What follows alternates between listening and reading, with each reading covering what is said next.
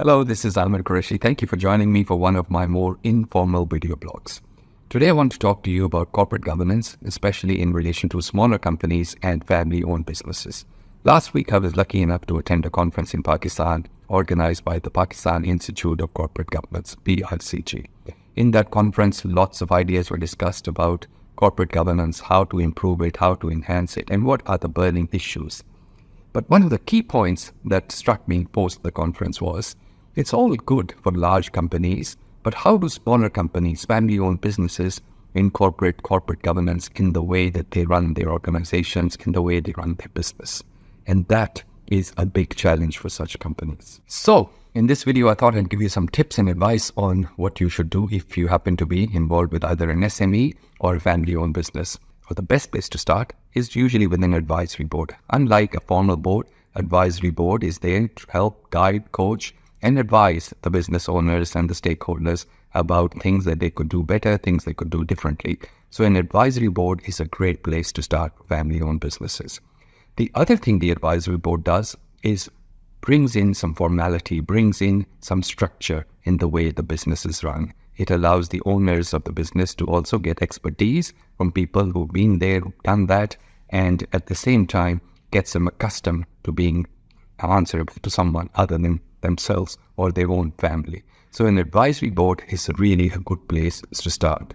So once you've decided to establish the advisory board, the idea is then to formulate or establish a well-balanced advisory board. So what you need to do is look for areas where your organization is lacking, where you need expertise. It could be things like technology, it could be finance and accounting, it could be marketing. So you go looking around for people who are the best in that particular area, people who have experience, people who perhaps maybe at the later stages of their career, who are willing to give something back or willing to work with growing organizations and guide them and coach them.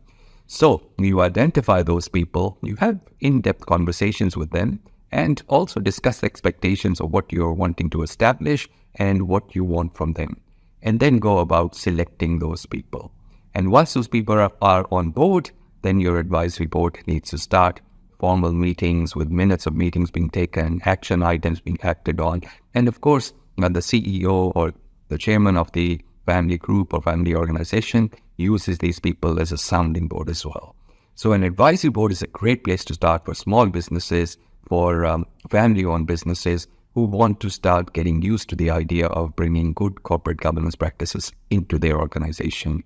And it certainly adds value. Just imagine having 20, 30, 40 years of experience around your boardroom table, people who work in large organizations. They are full of ideas, full of suggestions that will help you to grow and make your business more successful. And that is why you need an advisory board. And that is what good governance is all about. Because ultimately, good corporate governance is just good business.